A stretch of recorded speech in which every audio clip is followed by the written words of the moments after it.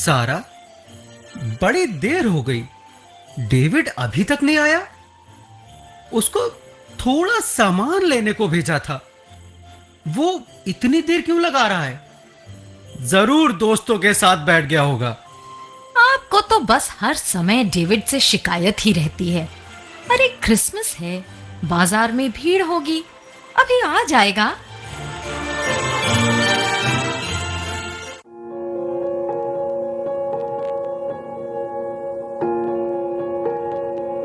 लो, आ गया तुम्हारा लाडला। सामान भी नहीं लाए? क्या हो गया? आप उधर कोने में क्यों बैठे हो? 1 मिनट शांत रहो जॉन।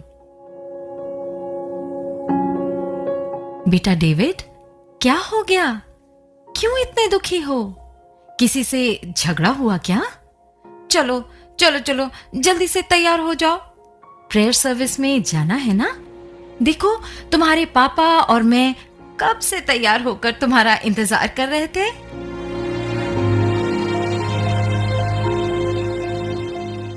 बेटा, आज का दिन तो खुशी और आनंद मनाने का है, फिर तुम ऐसे उदास क्यों बैठे हो? अच्छा चलो छोड़ो ये सब, जल्दी से अंदर जाओ और देखो, वहां तुम्हारे लिए एक नई ड्रेस और एक स्पेशल गिफ्ट भी रखा है। मुझे कहीं नहीं जाना, कुछ नहीं करना, किसी से नहीं मिलना, नहीं चाहिए मुझे नए कपड़े, नहीं चाहिए कोई गिफ्ट, नहीं जाना है मुझे चर्च, नहीं करनी प्रेयर। अरे अरे डेविड, डेविड सुनो तो। अरे सुनो बेटा। कहाँ जा रहे हो? David, David!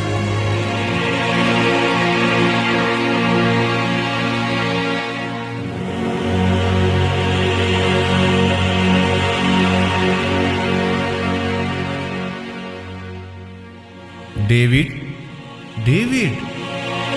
प्यारे बच्चे, नींद से जागो, समय आ गया है कि तुम प्रभु और उनके वचन के बारे में जानो।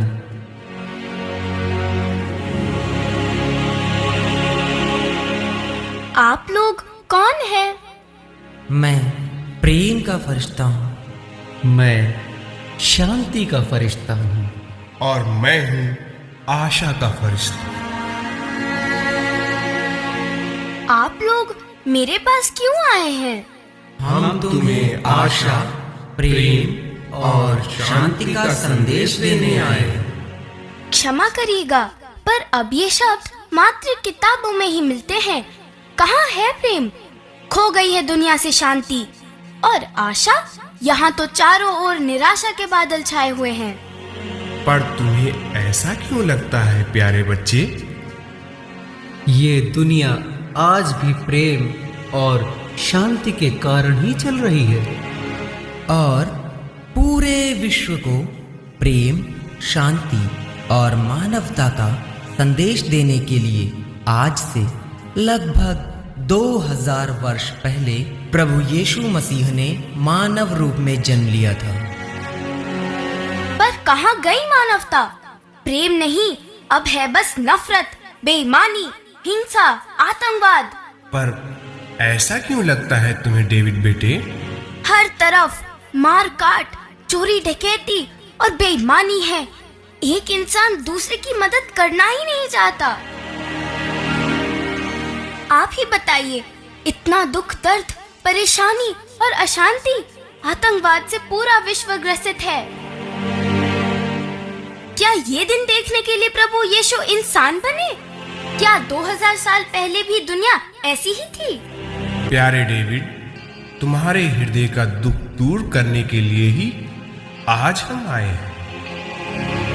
पहले इंसान इतना स्वार्थी और मतलबी नहीं था। प्रभु यीशु ने जन्म लेकर सबको स्वार्थ, ईर्ष्या और बुराई से ऊपर उठने का संदेश दिया। मुझे इस बारे में और बताइए। जरूर डेविड, आज हम लोग तुम्हें उस घटना के बारे में बताएंगे कि किस प्रकार प्रभु यीशु का जन्म हुआ और क्यों हुआ। आओ अब हम चलें।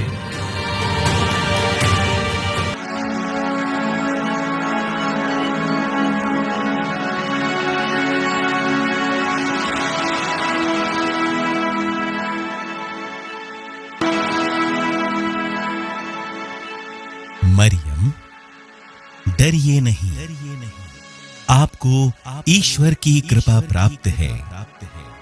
देखिए, आप गर्भवती होंगी, पुत्र प्रसव करेंगी और उनका नाम ईसा रखेंगी। वे महान होंगे और सर्वोच्च प्रभु के पुत्र कहलाएंगे। प्रभु ईश्वर उन्हें पिता दाऊद का सिंहासन प्रदान करेगा। वे याकूब के घराने पर सदा सर्वदा राज्य करेंगे और उनके राज्य का अंत नहीं होगा। ये कैसे हो सकता है? मेरा तो पुरुष से संसर्ग नहीं है। पवित्र आत्मा आप पर उतरेगा और सर्वोच्च प्रभु की शक्ति की छाया आप पर पड़ेगी। इसलिए जो आपसे उत्पन्न होंगे वे पवित्र होंगे और ईश्वर के पुत्र कहलाएंगे, क्योंकि ईश्वर के लिए कुछ भी असंभव नहीं है। देखिए, मैं प्रभु की दासी हूं। आपका कथन मुझ में पूरा हो जाए।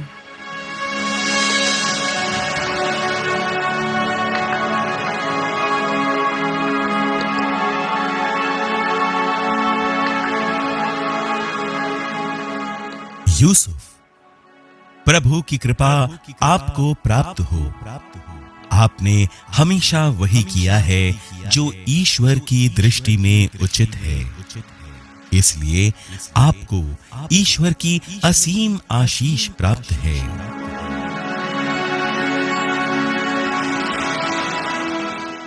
आप कौन हैं और आपकी इस ईश्वरीय आशीष का क्या मतलब है? यूसुफ, दाऊद की संतान, अपनी पत्नी को अपने यहां लाने में नहीं डरे, क्योंकि उनके जो गर्भ है वो पवित्र आत्मा से है।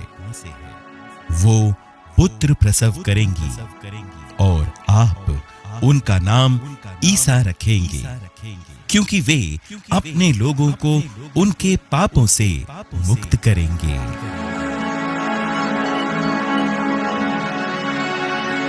लेकिन मैं तो ईश्वर की इस कृपा के योग्य नहीं हूं, फिर भी उन्होंने मुझ पर अपनी कृपा की है। धन्य है उनका नाम।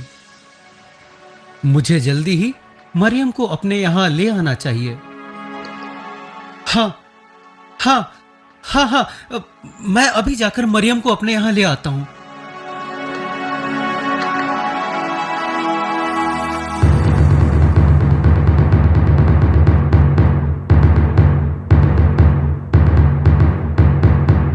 सुनो सुनो सुनो,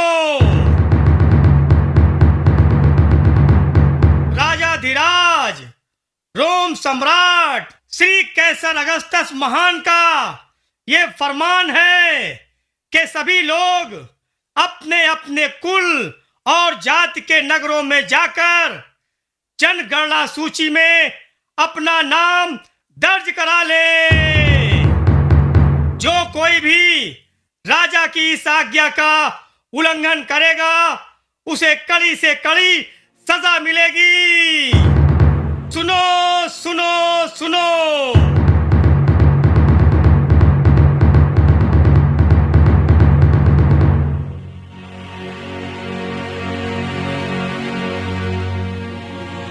हे ईश्वर, इस ठंड के मौसम में राजा का ये कठोर फरमान, हम गरीबों का क्या होगा?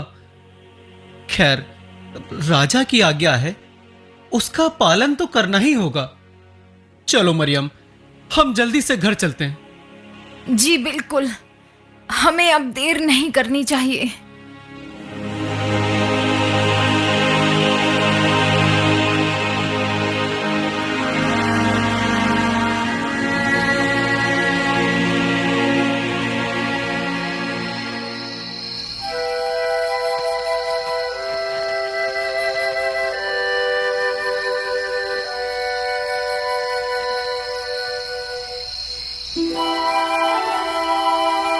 स्वामी, हमें और कितनी दूर जाना है? अब मुझसे बिल्कुल चला नहीं जा रहा।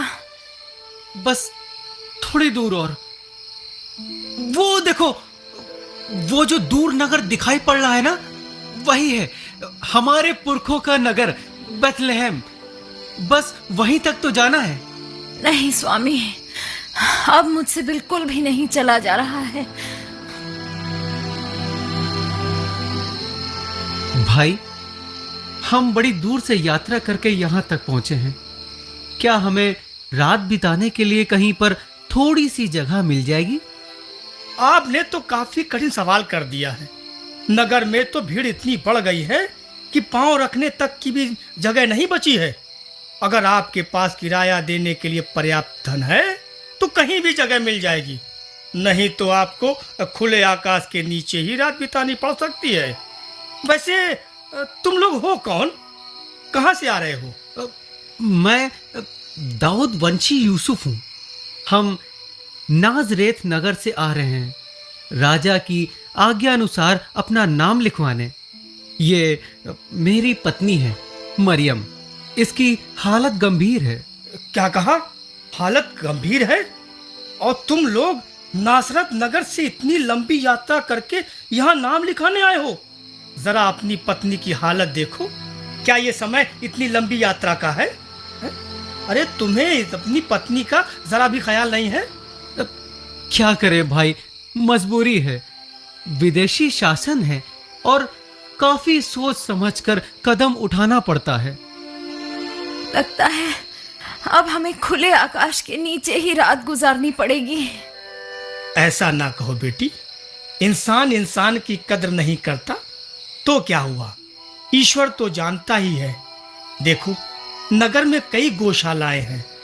अब सराय में तो कहीं रहने की जगह नहीं मिली है, इसलिए अगर तुम चाहो तो किसी एक गौशाला में आज की रात गुजार सकती हो। काश काश हमें किसी गौशाला में ही थोड़ी सी जगह मिल जाती। अवश्य बेटी। आओ यूसुफ, मैं तुम्हें एक गौशाला दिखा देता हूँ। तुम दोनों वहीं जाकर आज की रात गुजार लेना। अगर चाहो तो कल दिन में कोई दूसरी जगह खोज सकते हो। आओ मरियम, मैंने कहा था ना कि ईश्वर कुछ ना कुछ प्रबंध अवश्य करेगा। हे ईश्वर, तेरा लाख लाख शुक्र है।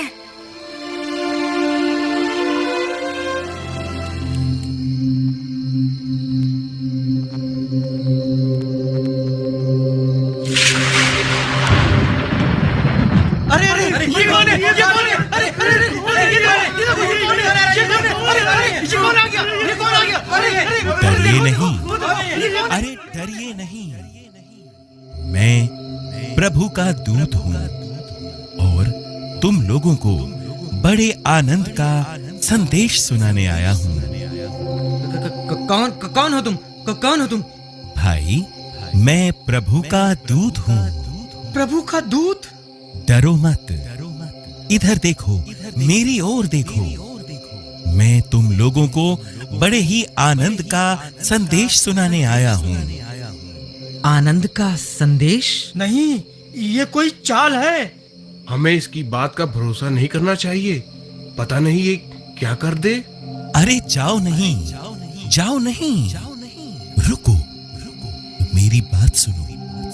संसार के मुक्तिदाता, गरीबों के मसीहा ने जन्म ले लिया है। मैं उन्हीं के जन्म का संदेश सुनाने के लिए तुम्हारे पास आया हूँ। क्या कहा? गरीबों के मसीहा? यानी कि क्या मसीहा ने जन्म ले लिया है?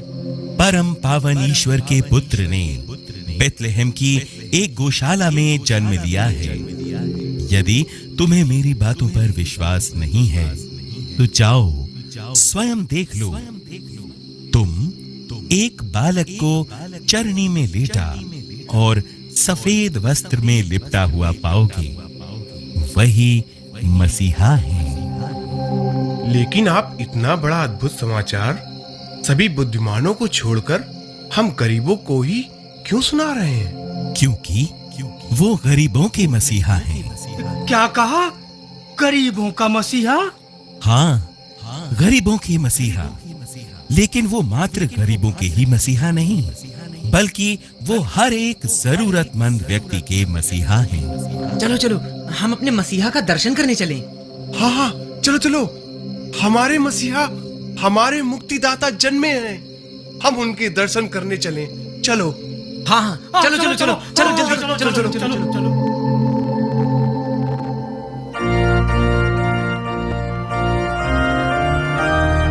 यही है हमारे मुक्तिदाता।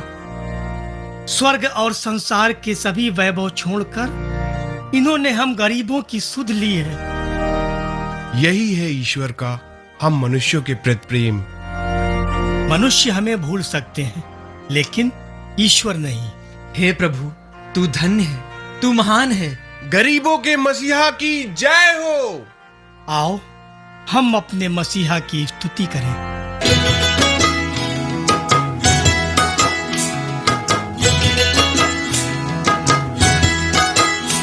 हम चरवाहे नाचे झूम के, चरवाहे नाचे झूम के। आज सभी गा रहे, सुर मिला रहे, आज सभी गा रहे, सुर मिला रहे, मिलके करे वंदना। चरवाहे नाचे झूम के, चरवाहे नाचे झूम के।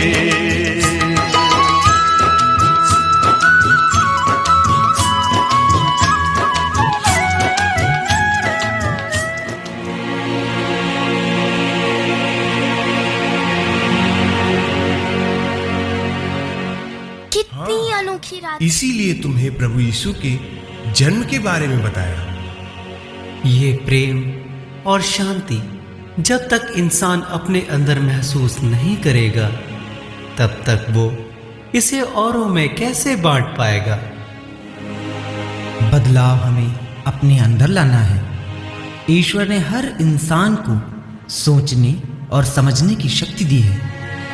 इंसान का सच्चा साथी उसका अपना अंतर मन होता है और उसे अच्छाई और बुराई के बीच का फर्क हमेशा बताता है। हमें चाहिए कि हम अपने अंदर की अच्छाइयों को पहचानें और बुरे विचारों को त्याग दें। लोगों में प्यार की बातें और पूरे विश्वास के साथ सकारात्मक विचारों का अनुसरण करते हुए जीवन की सभी चुनौतियों का सामना करें।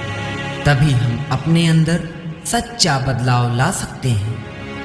और तब आएगा बदलाव का सैलाब, जो पूरे विश्व के कोने कोने को प्रेम और शांति से परिपूर्ण करेगा। जब इंसान बदलेगा, तब परिवार बदलेगा।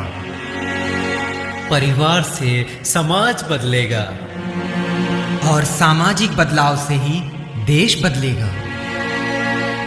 जाओ प्यारे डेविड, क्रिसमस की खुशियां मनाओ।